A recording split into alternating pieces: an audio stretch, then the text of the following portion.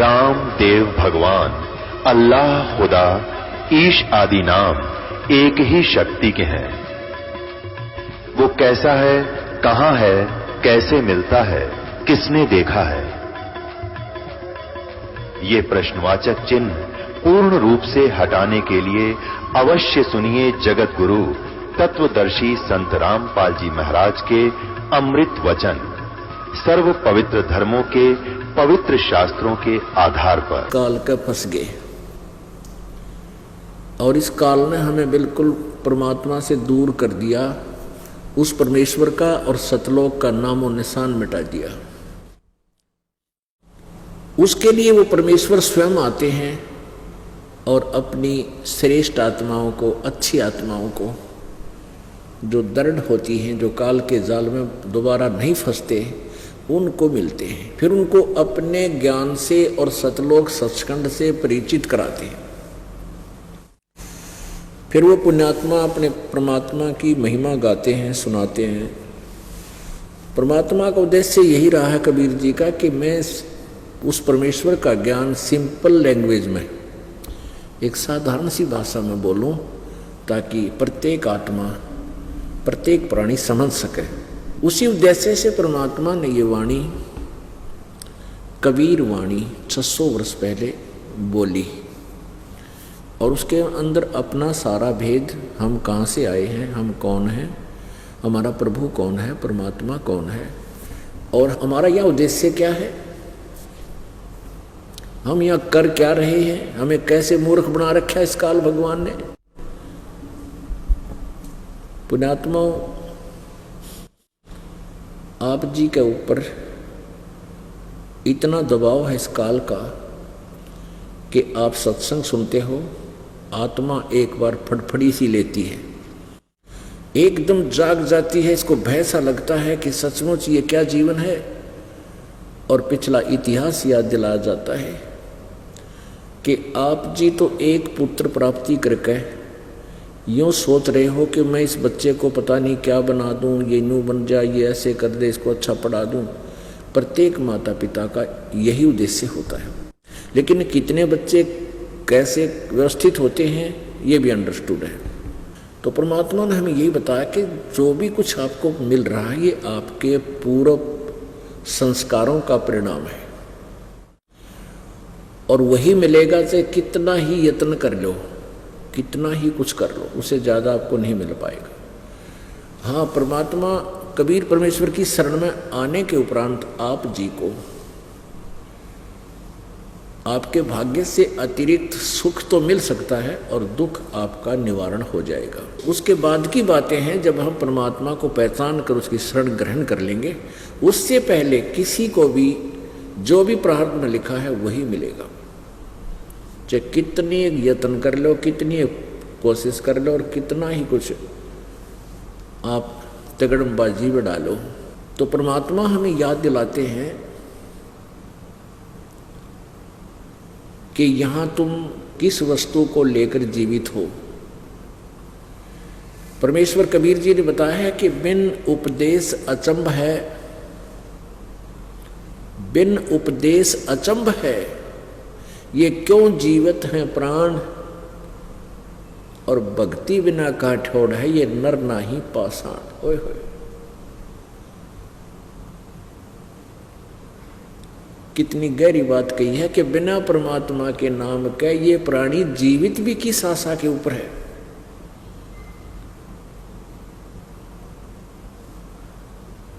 और भक्ति बिना कहाँ ठोर है, ये नर नहीं पत्थर है, ये जो भगवान के निकट नहीं आ रहे।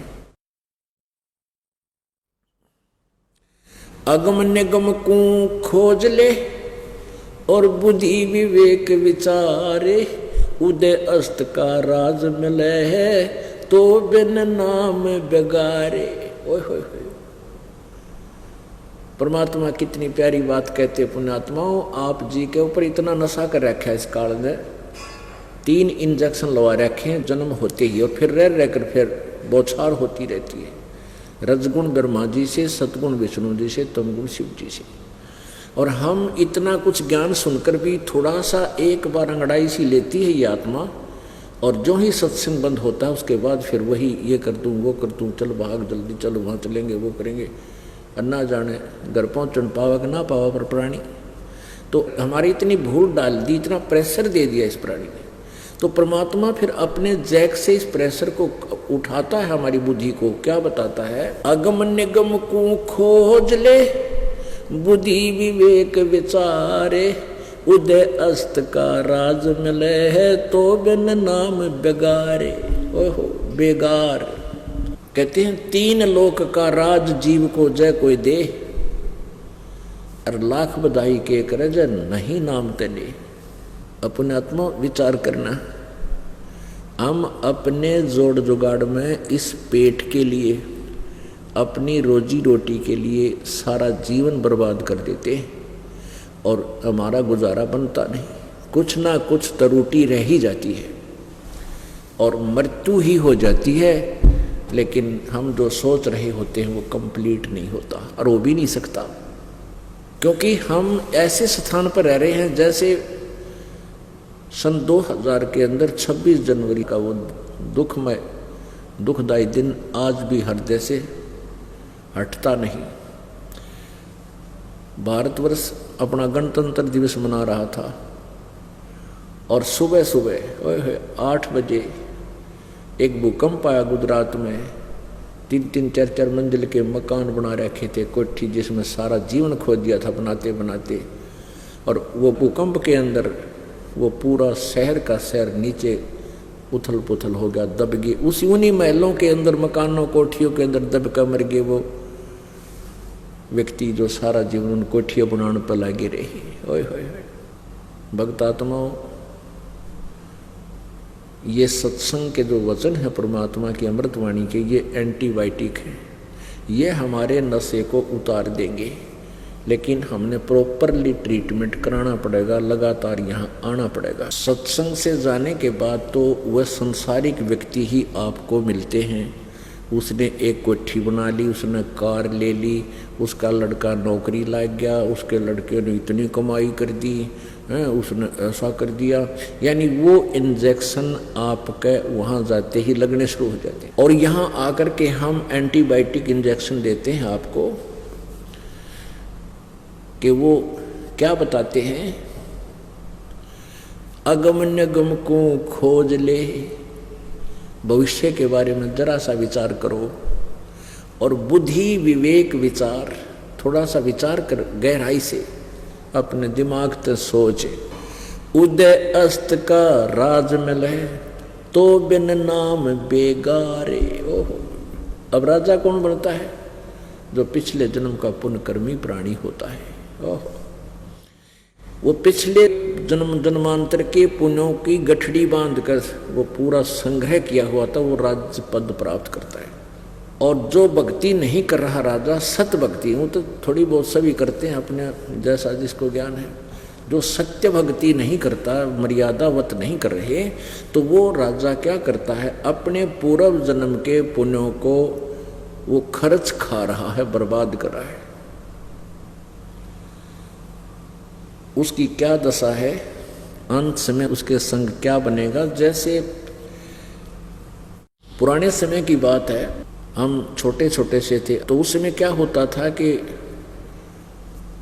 ये 3 व्हीलर होया करते, पेट्रोल के बड़े बड़े, इन तेथन कहा करते सिंपल भाषा में, कोई गणेश कह दिया करता, ये 3 पहिया वाले बड़े वाले। तो उससे हमारे गांव से वहाँ लाखन माजरा एक 7-8 किलोमीटर पड़ता है, छोटा सा गांव, वहाँ मेन रोड आ जाती है जींद और रोहतक वाली, वहाँ से फिर हम रोहतक जाते थे। तो उस 3 व्हीलर वाला वहाँ से लाखन माजरा से गांव तक आता जाता था, तब एक चला था वो। एक दिन वो आया नहीं तो हम पैदल वहाँ पहुँचे 7-8 किलोमीटर। अगले दिन पता चला वो क्या बता रहा है कि कल मैं बेगार में फंस गया था। बेगार क्या होती है, पहले क्या करते थे, पुलिस वालों के पास ये जीप जाप ना हुआ करती सरकारी, ये किसी भी व्हीकल वाले न पकड़ लेते, कहीं रेड लगानी होती या कोई मुर्जिम पकड़ना होता, तो उसने सारे दिन दाबे दाबे फिरते, वहाँ चल वहाँ चल। और वो क्या करता, उसका पेट्रोल भी अपने ही जेब से डलवाता था पुलिस वालों के साथ जो बेगार कर रहा होता था। और 1 मिनट टेकन नहीं दें, सारा दिन उसको फिरकी बांधे रखें, घुमाते रहें। और शाम ने उनकी मर्जी 7 बजे छोड़ें का 8 बजे छोड़ें उसको, तब वो घर आकर पड़े। तो उसने क्या बताया कि कल 200 रुपये का पेट्रोल तो जेब खर्च हो गया, और सारा दिन तो पहिया इधर से उधर, उधर चलो उधर चलो, बोला सारी दिन बेगार करके आया हूँ। यानी 200 रुपये घर, उस समय 200 रुपये बहुत होते थे।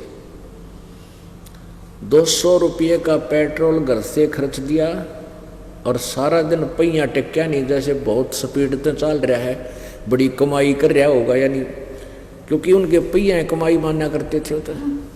और अंत में घर पे गया, जो 200 रुपये घर पे खर्च के गया, वह जेब खत्म करके गया। तो ऐसे ही वो राजा जो भक्ति नहीं करता, वो सारा दिन हमने ये दिखा है जैसे ये बहुत बड़ा इधर जा रहा है, ऊँ करती गाड़ियाँ पीछे चल रही सर, पता नहीं है हेलीकॉप्टर में चल रहा है। यो तो बेगार करे है अपने 200 रुपये खर्च के, और मुंह लटका के घर ने जाएगा, यानी अपने पुण्य समाप्त बर्बाद करके ये खाली होकर जाएगा, बेगार कर रहा है। इस बेगार को आप समझ गए होगे, इस डेफिनेशन डिफाइन जो करती है। तो यहाँ परमात्मा कहते हैं अगम निगम को खोज ले बुद्धि विवेक विचार, और उदय अस्त का राज मिले तो बिन नाम बेगार। अपने पुण्यों को बर्बाद कर रहा है, और सारा दिन पंजा टेकता नहीं, नून भाग ले इधर भाग ले, 100 टेंशन उसके माइंड में रहती है, 100 टेंशन। दारू पी का पांडा छुटा हुआ रात में। और वर्तमान के तो बुरा हाल हो रहा है इन लोगों का। ये बेसिक मंत्री मुख्यमंत्री बने फिरते हो, प्रधानमंत्री, इनको एक पल की चैन नहीं है, शांति हो सके। इस माया, जहाँ माया का समावेश है वहाँ तो आग लगी पड़ी है सबके प्राणी, सब प्राणियों। और बुद्धिमान राजाओं ने तो राज त्याग दिए थे शांति प्राप्ति और परमात्मा के पाने के लिए। लेकिन राज त्याग देने मात्र से भी प्रभु नहीं मिलते, उनके पाने का तरीका कुछ विशेष है। उसको हम अपने कर्तव्य कर्म करते हुए भी, अपने जो कर्म योगी होकर भी हम परमात्मा प्राप्ति कर सकते हैं। अब क्या बताना चाहते हैं प्रभु? 3 लोक का राज जीव को जय कोई देवे, 3 लोक का राज जीव को जय कोई दे, और लाख बधाई के कर जय नहीं नाम तेने। यदि कोई राज्य प्राप्त करता है अपने पुण्य से, और यदि उसके पास भक्ति मार्ग नहीं है, कहते हैं जो व्यर्थ है उसका जीवन। तो पुण्यात्माओं, आप बहुत ही पुण्यकर्मी प्राणी हो जो सत्संग में पहुंच गए। ये परमात्मा कबीर जी की रजा है, और उन पुण्यात्माओं पर होती है जो उसके अति प्रिय होते हैं। सकल पदार्थ हैं जग माही, पर भाग बिना नर पावे नाही। आपकी बहुत पुण्य है, आप नहीं जान सकते आपकी किस्मत को, क्योंकि लाल को स्वयं मालूम नहीं तेरी कितनी कीमत है, जौहरी ही बताया करे। ये दास जौहरी है, और आप जी की पिछले पुण्य कितने हैं ये आपको नहीं मालूम। लखबर सूरा जो जही लखबर सावत दे, लखबर यति जहान में जो कहते सतगुरु शरणा ले। न जाने कितने जन्मों से आप पुण्यकर्मी प्राणी रहे हो, प्रभु की शरण में रहे हो, साधनाएं की, फिर भूल भाल गए, बीच में छोड़ छाड़ गए वो कर, उन संस्कारों से आपको न जाने कितनी अच्छी अच्छी पद पोस्टें मिली हैं। इंद्र कुबेर ईश की पदवी, ब्रह्मा वरुण ब्रह्मराया, विष्णुनाथ के लोक को जाकर फिर भी उल्टा आया। होय होय। यानी इतनी अच्छी पुण्यकर्मी प्राणी भी आप रहे हो, ब्रह्मा विष्णु महेश की पदवी भी आपने प्राप्त की है। ओहो। और आज फिर घसियारे हो गए हम, आज फिर एक एक पैसे को तरस रहे हैं, क्योंकि हम यहाँ पुण्य करते हैं, भक्ति करते हैं, स्वर्ग में बर्बाद कर देते हैं, राजा बन जाते हैं और देवता बन जाते हैं, और अपने पुण्यों को बर्बाद करके फिर भिखारी बन जाते हैं। इस चक्कर को परमात्मा ने आके हमें समझाया है। तो क्या बताते हैं, परमेश्वर ने आके आवाज लगाई, चारों युग में संत पुकारे, कूक कया हम हेल रे, हीरे माणिक मोती बरसे, ये जग चुभता डेल रे। परमात्मा परमेश्वर कबीर जी कहते हैं कि चारों युगों में मेरे द्वारा दिए गए ज्ञान को मेरी प्यारी आत्मा, उन श्रेष्ठ आत्माओं संतों ने भी आवाज लगाई, रुक के मारे, हेले दिए, और मैंने भी आवाज लगा लगा के जगह जगह खड़ा होकर के ऊंची आवाज में गा गा के तुम्हें ये ज्ञान दिया। लेकिन हमें ना पहचान कर तुम इस शास्त्र साधना रूपी डले ढो रहे हो, जिससे तुम्हारे साथ कितना कष्ट हुआ, कितना दुख हुआ।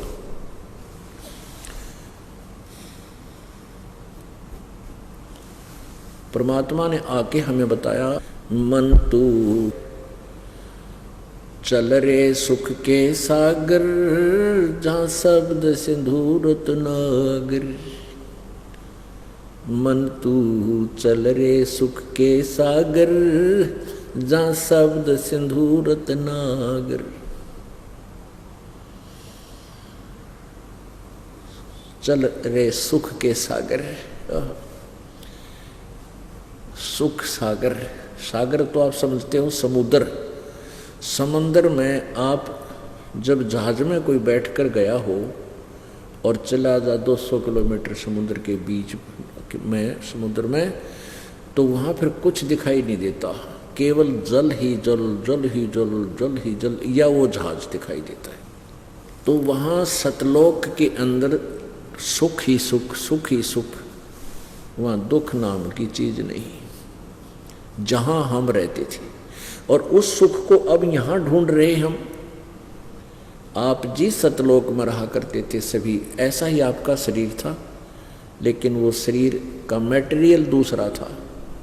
ये तो है 5 तत्वों से, मिट्टी से कच्चा घड़ा समझ लो, और वो सोने का बना हुआ हो, यानी उसमें ना बीपी आई हो, ना लो हो, ना जाड़ पड़वानी, ना दांत निकलवाने, ना किसी प्रकार की कैंसर, ना टेंशन। वो एक तत्व से बना हुआ नूरी शरीर होता है। वहाँ वृद्ध अवस्था नहीं आती, वहाँ मौत नहीं होती। ये दो ही सबसे बड़े शत्रु हैं इस प्राणी के, मौत और बुढ़ापा। वहाँ ये नहीं होगा, और जहाँ ये दोनों हैं वहाँ सुख हो नहीं सकता, चाहे कितनी बात बना दे। और परमात्मा की भक्ति से अब आप साधना करोगे तो यहाँ भी सहारा मिलेगा आपको। आपकी मौत अन्य प्राणियों की तरह नहीं होगी, यदि आप सत भक्ति नियम से, अंतरात्मा से, सच्ची लगन से अंतिम श्वास तक करते रहोगे। और वृद्धावस्था में भी आपको बहुत सहारा मिलेगा, बहुत सहयोग मिलेगा परमात्मा की भक्ति का, शक्ति का। बहुत ही अच्छी तरह टाइम पास हो जाएगा, अन्यथा तो बुरा लोग मर्या करे प्राणी। तो पुण्यात्मा, उस सतलोक में चलने के लिए परमात्मा हमें प्रेरित कर रहे हैं। आए अपने ज्ञान के द्वारा उन्होंने हमें बताया, मन तू चल रे सुख के सागर, जहाँ शब्द सिंधु रत्नाकर। शब्द सिंधु, शब्द का अर्थ होता अमरतव, शब्द विनाश में नहीं आता। तो कहते वहाँ पूर्ण रूप से अमर हो जाएगा, कभी तेरी मृत्यु नहीं होगी, पुनः फिर जन्म नहीं होगा। सुख के सागर के बारे में कैसे डिफाइन किया प्रभु ने, शंखों लहर मेहर की उपजे कहर नहीं जा कोई, दास गरीब अचल अविनाशी सुख का सागर सोई। कभी आप एकांत में बिल्कुल शांत वातावरण में बैठे हो, अकेले हो, एक ऐसी हिलोर अंदर से उठती है, ना कोई शत्रु नजर आता है, ना किसी के साथ विरोध रहता है, सब अपने से महसूस होते हैं, इतना आनंद आता है। ओहो, कोशिश करने पर भी किसी के प्रति राग द्वेष नहीं बनता, लेकिन वो होती है थोड़े से समय की, फिर उसके बाद फिर वही कैर टूट जाता है, उसको ऐसे कर दूंगा, उसको ऐसे कर दूंगा, वो नुकसान हो गया, फलाना ऐसा हो गया। तो सतलोक के अंदर परमात्मा बताते शंखों लहर मेहर की उपजे, सबके ऊपर रहम मेहर सी हो जाती है उस एक छोटी सी हिलोर में यानी कुछ समय के लिए। तो ऐसी वहां शंखों लहर मेहर की उपजे और कहर नहीं जा कोई। दास गरीब, परमात्मा कबीर परमेश्वर जी ने गरीब दास जी महाराज जी को अपना ज्ञान दिया था, इनके कंप्यूटर में, इनके अंतःकरण में फीड कर दिया था। अब उसको गरीबदास जी बता रहे हैं, दास गरीब अचल अविनाशी, वो सुख का सागर सोई, सुख का सागर। जब तक आप ये सत साधना नहीं करोगे जो दास आपको बताने के लिए भेजा है प्रभु ने, तब तक आपकी दुर्गति समाप्त नहीं हो सकती।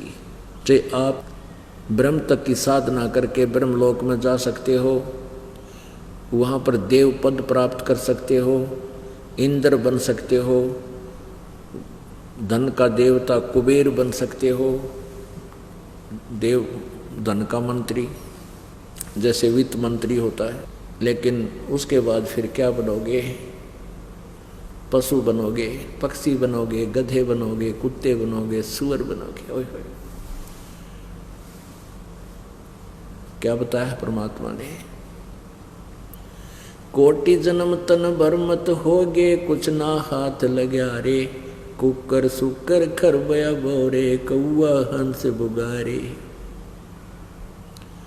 कोटि जन्म तू राजा कीन्या, मिटी न मन की आशा, भिक्षुक होकर दर दर घूम लिया, ये मिला न निर्गुण रासा।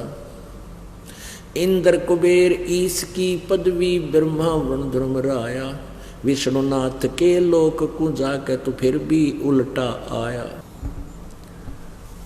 असंग जन्म तन मर्त्या होगे, जीवित क्यों न मरे रे, द्वादश मध्य महल मठ बोरे, बहुर न देह धरे रे। दोजक बहिष्ट सभी तय देखे, राजपाट के रसिया, तीन लोक से तरपत नाही, ये मन भोगी खसिया। सतगुरु मिले तो इच्छा मेटे, पद मिल पदे समाना, चल हंसा उस लोक पठाऊं जो आदि अमर स्थान। चार मुक्ति जहाँ चंपी करती, माया होरी दासी, दास गरीब अभय पद पर सब मिले, राम अविनाशी।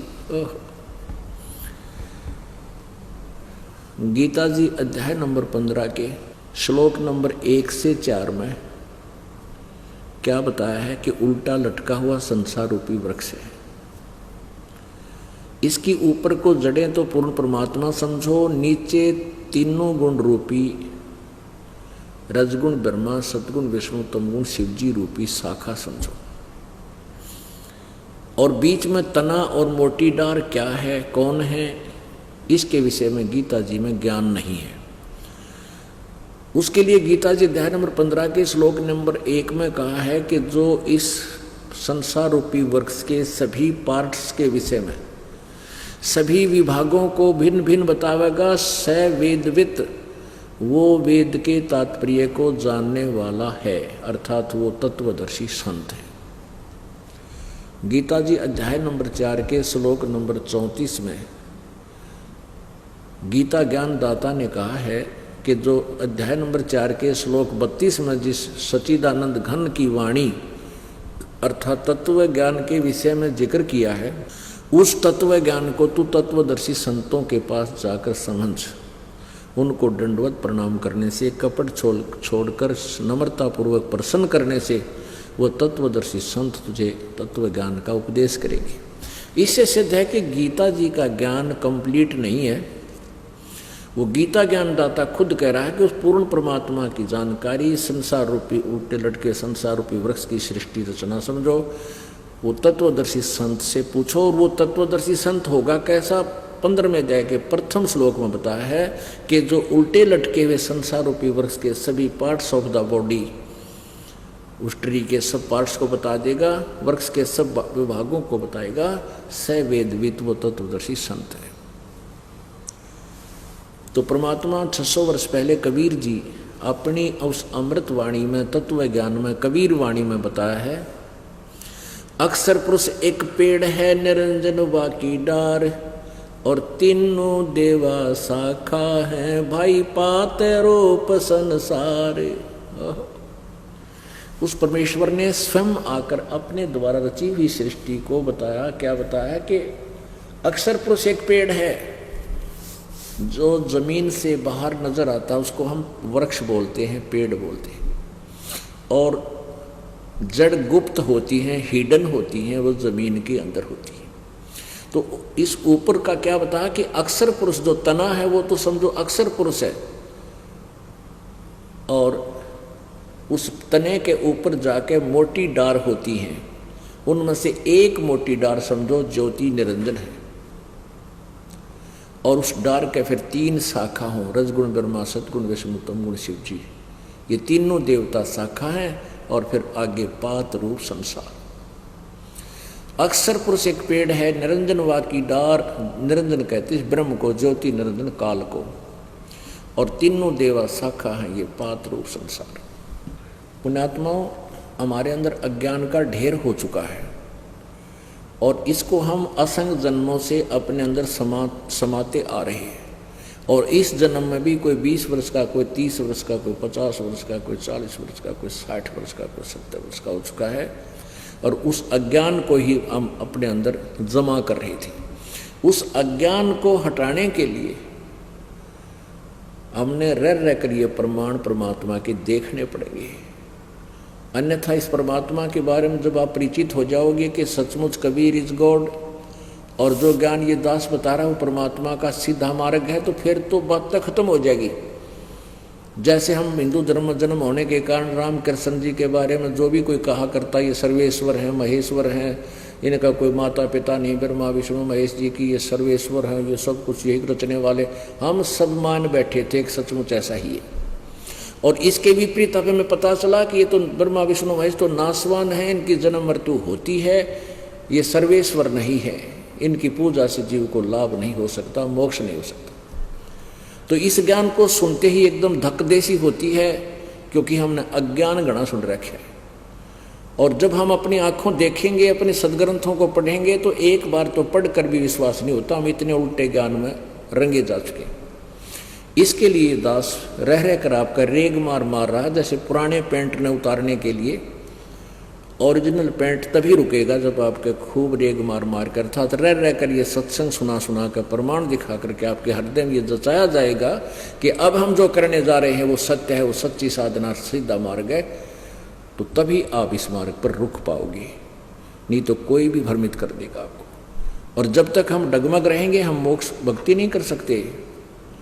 गीता जी अध्याय नंबर 2 के श्लोक नंबर 53 में कहा कि अर्जुन, जब भिन्न भिन्न प्रकार के भ्रमित करने वाले वचनों यानी ज्ञान से तेरा मन हटकर एक तत्व ज्ञान पर रुक जाएगा, परमात्म तत्व के ऊपर तो रुक जाएगा, तब तो तू भक्त होगा, तब तो तू योग को प्राप्त होगा, यानी भक्ति तुझे प्राप्त होगी, मिलेगी। तो सबसे पहले ये दास चाहता है कि आपको भिन्न भिन्न प्रकार के जो भ्रमित करने वाले वचनों से हटा के एक परमात्मा के तत्व ज्ञान पर आपको दृढ़ करूं, उसके लिए प्रमाण दिखाए जाते। परमेश्वर कबीर जी ने आकर के वो प्रमाण दिया कि वो तत्वदर्शी संत की भूमिका भी स्वयं ही कर गए थे, एक अच्छे दास की भूमिका भी उन्होंने की, एक अच्छे नागरिक की भूमिका भी उन्होंने की।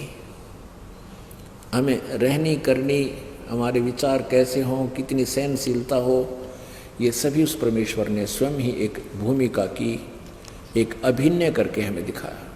तो उस परमेश्वर ने ही 600 वर्ष पहले बताया, जो गीता जी के अध्याय नंबर 15 के श्लोक नंबर 1 में है कि जो उल्टा लटके हुए संसार रूपी वृक्ष के सभी पार्ट्स को बता देगा, वह वेदवित है, वो तत्वदर्शी संत है। तो वो भूमिका परमात्मा स्वयं ही कर गए थे 600 वर्ष पहले, और उस अपनी सच्चिदानंद घन की वाणी यानी सूक्ष्म वेद में लिख गए थे, जो आज दास आपको पढ़ कर सुना रहा है। अक्षर पुरुष एक पेड़ है, निरंजन वा की डार, और तीनों देवा शाखा हैं, ये पात रूप संसार। रजगुण ब्रह्मा, सतगुण विष्णु, तमगुण शिव जी, ये तीनों देवता शाखा है इस वृक्ष की। आप देखिएगा,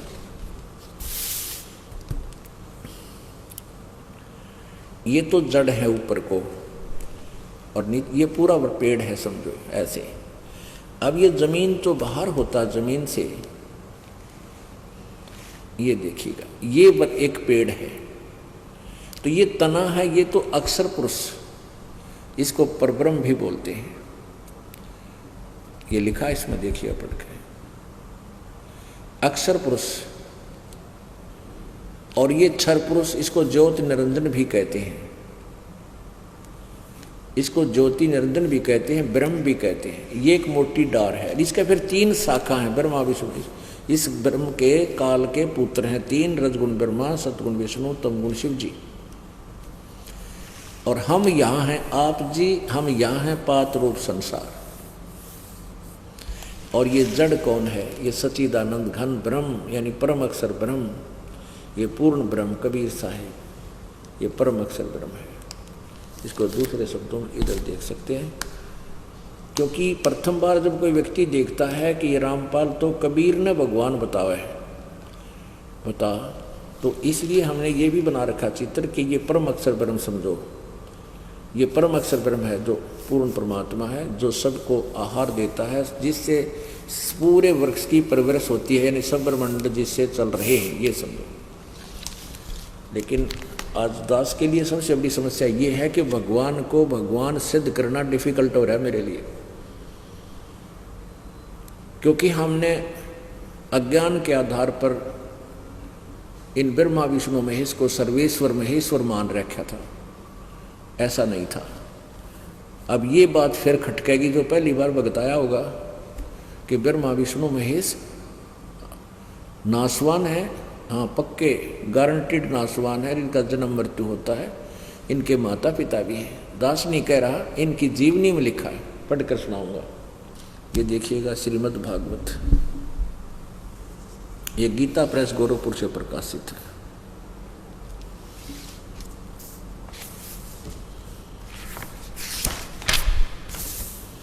श्रीमद् देवी भागवत, संपादक हनुमान प्रसाद पोदार, चिमनलाल गोस्वामी।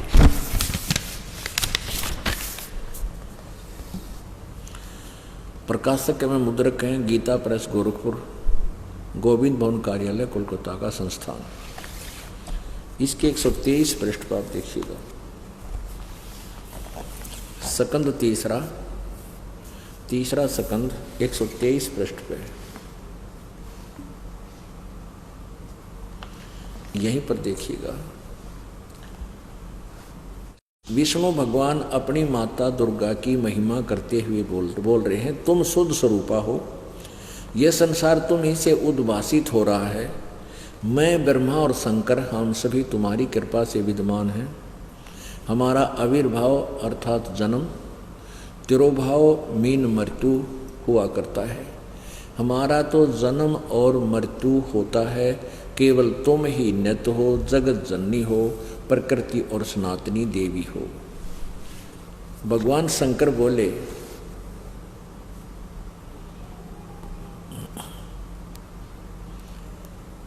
भगवान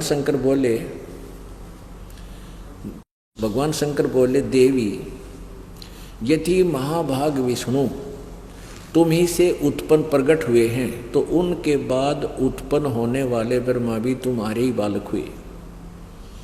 फिर मैं तमोगुणी लीला करने वाला शंकर क्या तुम्हारी संतान नहीं हुआ? अर्थात मुझे भी उत्पन्न करने वाली तुम ही हो। शिवे, संपूर्ण संसार की सृष्टि करने में तुम बड़ी चतुर हो। आगे देखना, इस संसार की सृष्टि स्थिति और संहार में तुम्हारे गुण सदा समर्थ हैं। उन्हीं तीनों गुणों से उत्पन्न हम रजगुण ब्रह्मा, सतगुण विष्णु, तमगुण शिव जी शंकर, तीनों गुणों से उत्पन्न हम नियमानुसार कार्य में तत्पर रहते हैं। यहाँ स्वयं स्वीकार करते हैं कि तमोगुण लीला करने वाला मैं, तमोगुण यानी तमोगुण शंकर है और रजगुण ब्रह्मा, सतगुण विष्णु। अब इससे 4 कंसेप्ट क्लियर हो गए। एक थोड़े से लेख थे, कहते हैं बुद्धिमान को संकेत ही होता है, बहुत होता है। एक तो ये होगा कि ब्रह्मा विष्णु महेश नासवान है, अविनाशी नहीं है। दूसरा ये हो गया कि दुर्गा इनकी माता है। तीसरा ये हो गया कि रजगुण ब्रह्मा है, सतगुण विष्णु, तमगुण शिव जी। चौथा ये हो गया कि ये नियमित कार्य कर सकते हैं, ना किसी का घटा सकते, ना किसी का संस्कार बढ़ा सकते। जैसा कर्म जिसका है वो वैसा ही देते हैं, ये कुछ भी नहीं कर सकते, परिवर्तन नहीं कर सकते। अब ये प्रसंग आसानी से समझ में आएगा आपका कि रजगुण ब्रह्मा है, सतगुण विष्णु, तमगुण शिव जी, और ये तीनों नासवान हैं। अब जो प्रसंग हमारा चल रहा है कि कोटि जन्म तन भरमत हो गए कुछ ना हाथ लिया रे, तो उसी के ऊपर ये विवेचन चल रहा है कि ये रजगुण ब्रह्मा, सतगुण विष्णु, तमगुण शिव जी रूपी तो तीनों डार हैं। 15वें गीता जी अध्याय नंबर 15 के श्लोक नंबर 1 से 4 के विषय बताया जा रहा है। और गीता ज्ञानदाता कहता है कि जो तत्व ज्ञान है, वास्तविक सृष्टि रचना के विषय में, संसार रूपी वृक्ष के विषय में मैं परिचित नहीं हूँ। यहाँ विचार काल में या तेरे मेरे डिस्कशन में मैं क्लियरली नहीं बता सकता इस सृष्टि रचना को। ना तो संसार रूपी वृक्ष की जड़ों को मैं जानता, ना बीच के हिस्से को बता सकता। यानी उसके लिए तो ऑप्शन छोड़ दिया कि तत्वदर्शी संत ही बताओगा। 15वें अध्याय के प्रथम मंत्र में कि तत्वदर्शी संत वो होगा जो इसके सभी पार्ट्स को बता देगा। अब 15वें अध्याय के चौथे श्लोक में कहा कि जब तत्वदर्शी संत मिल जाए तो तत्व ज्ञान रूपी शस्त्र से इसको काट के, यानी सारी उलझी हुई गुत्थी को सुलझा के, उसके पश्चात उस परम पद परमेश्वर की खोज करनी चाहिए, जहाँ जाने के बाद ये प्राणी फिर लौट कर संसार में कभी नहीं आता। यानी पूर्ण रूप से मोक्ष प्राप्त हो जाता है। और जिस परमेश्वर से इस संसार रूपी वृक्ष की प्रवृत्ति विस्तार को प्राप्त हुई है। अब संसार रूपी वृक्ष की प्रवृत्ति का अर्थ क्या है कि जिसने सारे ब्रह्मांडों की रचना की है। और गीता ज्ञानदाता कहता है उसी की शरण मैं हूँ, और उसी का ऐसा विचार करके उसी परमात्मा की साधना कीजिए यदि तूने जन्म मृत्यु से छुटकारा पाना है। गीता जी अध्याय नंबर 2 के श्लोक नंबर 12 में, अध्याय नंबर 4 के श्लोक नंबर 5 और 9 में गीता ज्ञानदाता कहता अर्जुन तेरे मेरे बहुत जन्म हो चुके, तू नहीं जानता। अर्थात गीता ज्ञानदाता भी नासवान है और ब्रह्मा विष्णु महेश भी नासवान है। गीता ज्ञानदाता कौन है? ब्रह्म, जो ब्रह्मा विष्णु महेश का पिता है। गीता जी अध्याय नंबर 8 के श्लोक नंबर 1 में अर्जुन ने पूछा कि प्रभु आपने अध्याय नंबर 7 के श्लोक नंबर 29 में जिस तत्ब्रह्म के बारे में कहा है कि उसको जानकर पूरे अध्यात्म ज्ञान को समझकर प्राणी केवल यहाँ से जरा मन के मोक्ष के लिए ही, जरा और मरण, जरा माने बुढ़ापा, मरण माने मृत्यु के से छूटने का ही प्रयत्न करता है। तो वो किम तत्ब्रह्म 8वें अध्याय के प्रथम श्लोक में पूछा है गीता जी ने। इसका उत्तर गीता ज्ञानदाता ने 8वें अध्याय के 3रे श्लोक में दिया कि वो परम अक्षर ब्रह्म है। अपने आत्माओं ये देखना ध्यान से, एक क्षर ब्रह्म जिसको बोलते क्षर ब्रह्म, क्षर मन नासवान, और अक्षर ब्रह्म कहते हैं जो अविनाशी परमात्मा हो।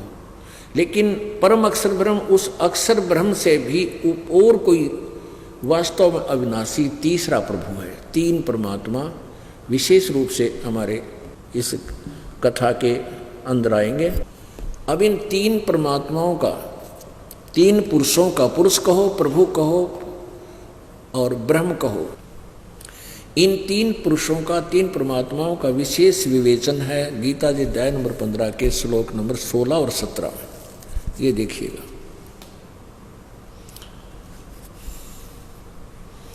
श्रीमद् भगवत गीता, गीता प्रेस ग्रुप से प्रकाशित है।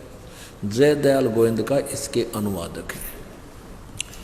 ये देखिएगा अध्याय नंबर 15 के 16 और 17 में। अध्याय नंबर 15 और श्लोक नंबर 16 यहाँ पर है। अब संस्कृत पढ़िए। दिवौ इमौ पुरुषौ लोके क्षर च अक्षरः एवं च क्षरः, इसको हम सीधे संत भाषा में क्षर बोल देते हैं, लेकिन अक्षर क्षर है सर्वाणी भूतानि कटुष्ट है अक्षर है उच्यते। इसका सीधा अर्थ है कि दिवौ इमौ पुरुषौ लोके, इस लोक में, पृथ्वी वाले लोक में ब्रह्म, इस सर्वपुरुष और अक्षर पुरुष और सर पुरुष के लोक को, पृथ्वी लोक को नासवान लोक, एक ही लोक बोला है। इस लोक में दो पुरुष हैं, दिवौ माने दो, पुरुषौ माने पुरुष है, इमौ माने इस, लोके माने संसार में, एक सर एक अक्षर, इसको हम सरपुरुष और अक्षर पुरुष भी कह सकते हैं। और इसी प्रकार इनके लोकों में सभी प्राणियों के स्थूल शरीर तो सर माने नाशवान है और जीवात्मा अविनाशी है। इनके द्वारा अनुवाद यहाँ पढ़िए, ये 15वें अध्याय का 16वां। इस संसार में नाशवान और अविनाशी भी ये दो प्रकार के पुरुष हैं। पुरुष माने प्रभु, पुरुष माने परमात्मा, दो प्रकार के स्वामी हैं, प्रभु हैं, एक सरपुरुष और एक अक्षर पुरुष। और इनके लोक में संपूर्ण प्राणियों के शरीर तो नाशवान है और जीवात्मा अविनाशी कहा जाता है। अब देखो 17 में, अब 17वें में क्लियर कर दिया, उत्तम पुरुष है, उत्तम पुरुष है तो अन्य परमात्मा इति उदाहरते। ये लोकत्रयम आविश्य विवर्ती अवय ईश्वर है। कति नखार दिया इसमें कि जो ऊपर 16वें श्लोक में 15वें अध्याय के में सरपुरुष और अक्षर पुरुष की जानकारी दी गई है, वो तो दोनों ही नाशवान हैं, उनके शरीर भी नाशवान हैं और उनके अंतर्गत जितने भी प्राणी आते हैं उनके स्थूल शरीर नाशवान है, लेकिन जीवात्मा सबकी अमर ही होती है। वो तो गधे की, कुत्ते की, सबकी अमर है। और अब बताया है कि उत्तम पुरुष यानी श्रेष्ठ प्रभु वास्तव में परमात्मा, वो तो कोई इन दोनों से और है, अन्य है, और जिसको परमात्मा कहा जाता है।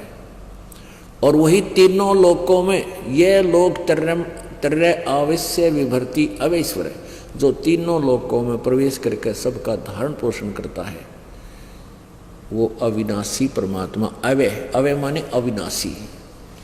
अपनात्मा जैसे जड़ से पूरे पेड़ को आहार मिलता है, तो ऐसे ही परमात्मा पूर्ण ब्रह्म सतपुरुष ऊपर है सतलोक में, और ये उल्टा लटका हुआ संसार है। तो सभी को, इस अक्षर पुरुष को भी और सर पुरुष यानी ब्रह्म को भी, ये सब सतलोक से ही सबको यहाँ आहार मिल रहा है, इनको शक्ति मिल रही है, ये अपना ये ढमढमा चला रहे हैं, ये जीवित हैं।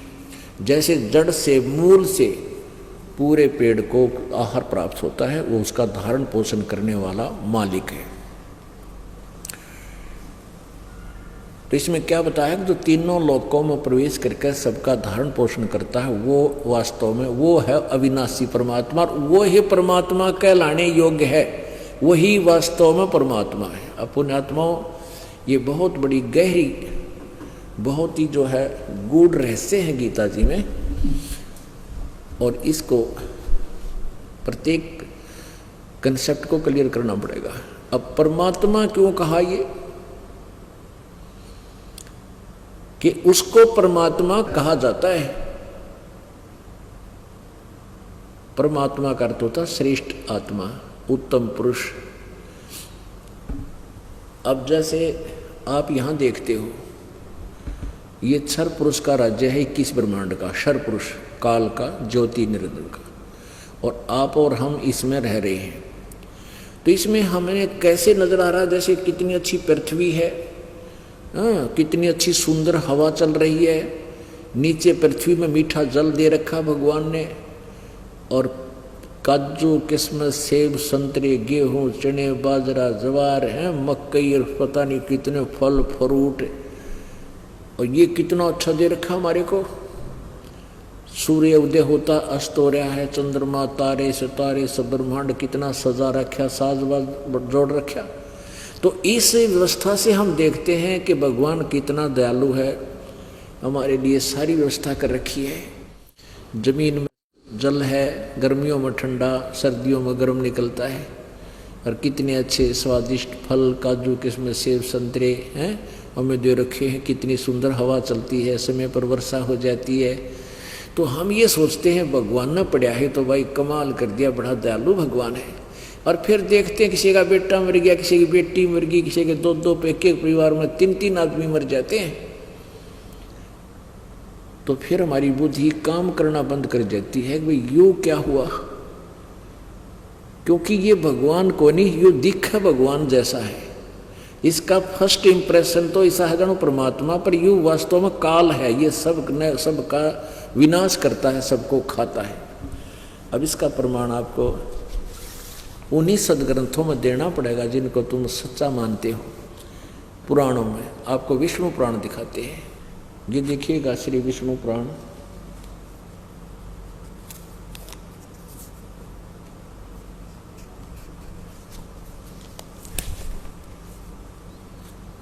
ये देखिएगा श्री विष्णु पुराण।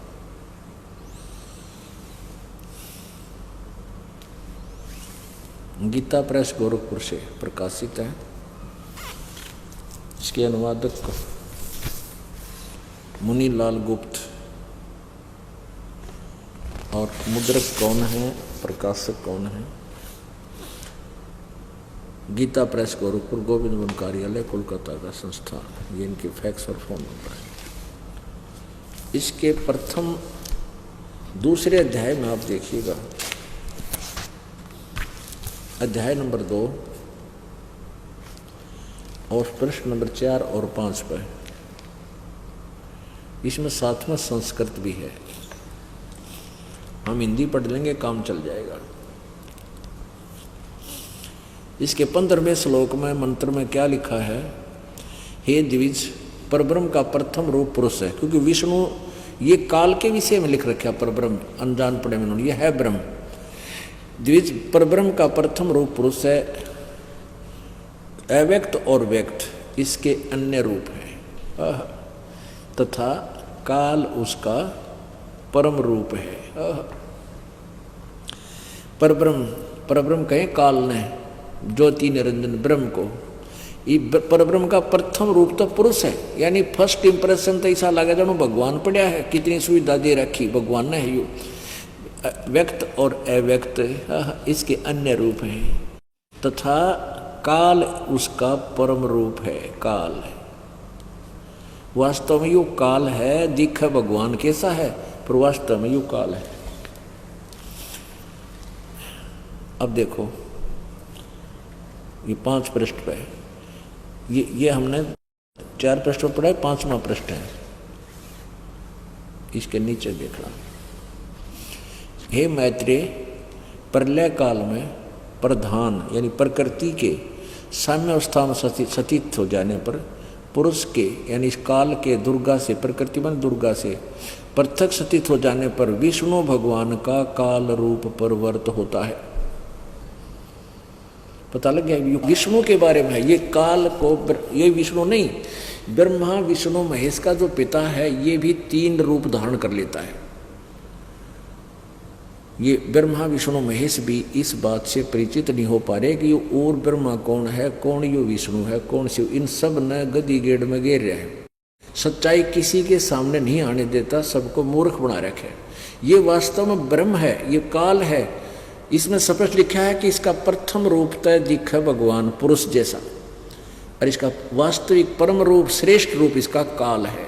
ओहो, गीता जी अध्याय नंबर 11 के श्लोक नंबर 32 में कहता है कि अर्जुन देख, मेरा यू वास्तविक रूप में काल हूँ, सबको खाने के लिए आया हूँ, और अब आया हूँ। कृष्ण जी तो पहले विद्यमान थे, वो पहले कभी नहीं कहा श्री कृष्ण जी ने मैं काल हूँ, और बाद में कभी अपने आप को काल नहीं कहा। वो काल प्रविष्ट, गीता ज्ञान देते समय काल इस कृष्ण में प्रविष्ट था। कैसे?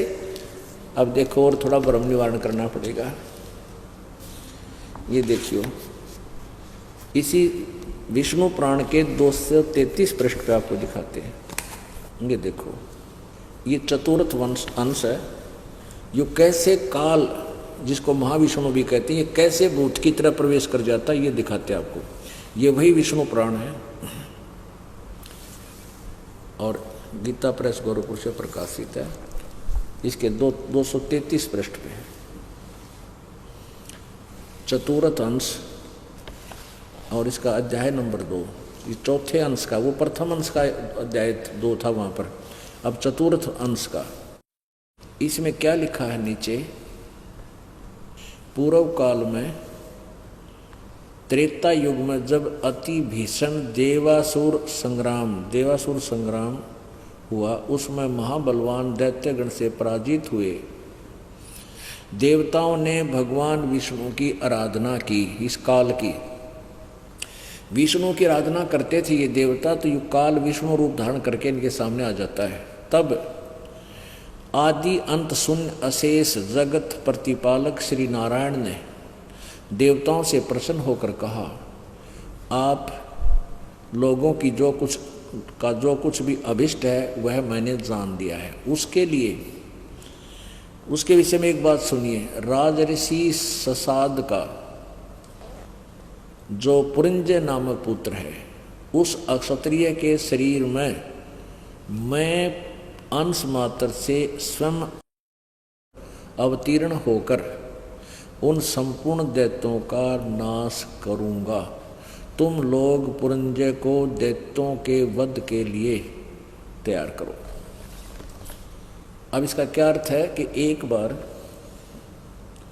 राक्षसों का और देवताओं का युद्ध हो गया और देवता राक्षसों से पराजित होकर दूर भाग गए। ये ऊपर लिखा पूरा विवरण।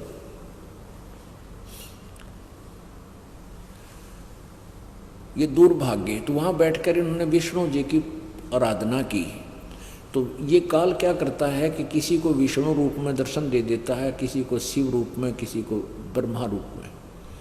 तो देवताओं के सामने ये विष्णु रूप में प्रकट होकर काल बोला कि तुम ससाद का जो पुरंजय नामक पुत्र है, उसने लड़ाई के लिए तैयार कर लो। मैं उसमें भूत की तरह प्रवेश होकर के उन सब ने पराजित कर दूंगा। यू काल बोला और ऐसा ही हुआ। आगे देखो 243 पृष्ठ पे।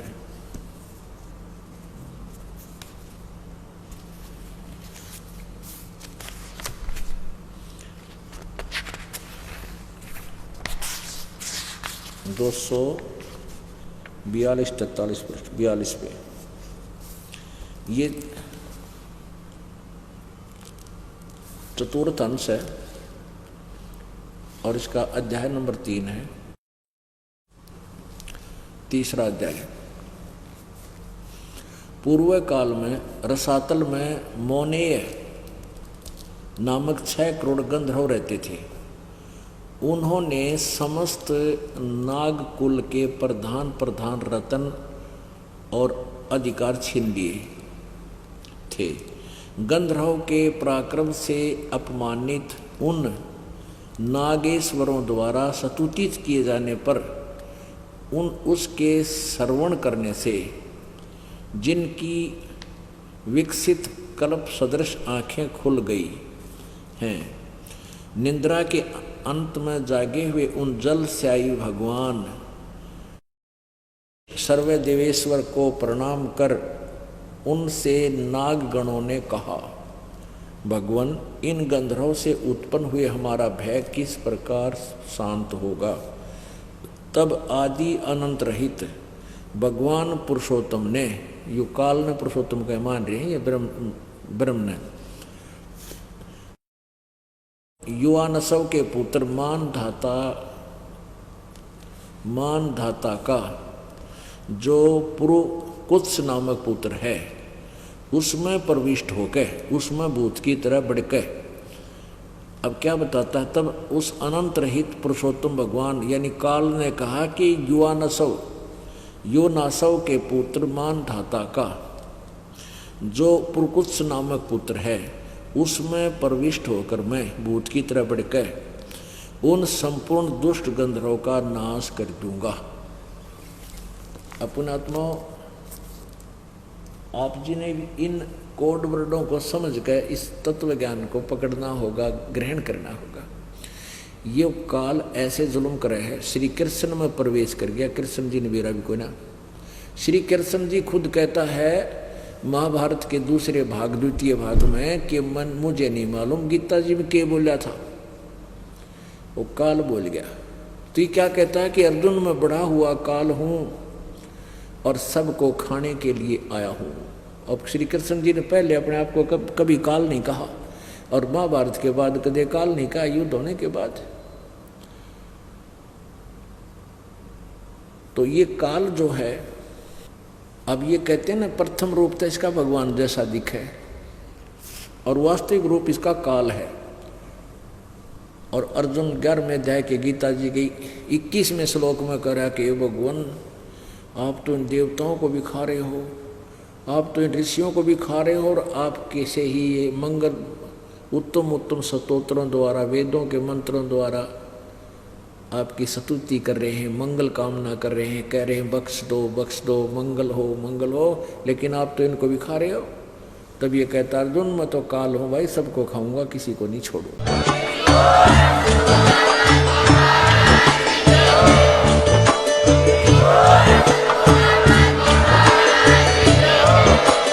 आप सुन रहे थे जगत गुरु तत्वदर्शी संत रामपाल जी महाराज जी के मंगल प्रवचन। अधिक जानकारी के लिए विजिट कीजिए हमारी वेबसाइट www.jagatgururampalji.org। संत रामपाल जी महाराज जी के शुभ आशीर्वाद से पूरे विश्व भर में 500 से भी ज्यादा नाम दीक्षा केंद्र हैं, जिन पर संत रामपाल जी महाराज जी द्वारा ऑनलाइन निशुल्क नाम दीक्षा दी जा रही है। अपने नजदीकी नाम दीक्षा केंद्र का पता करने के लिए संपर्क करें 8222880541।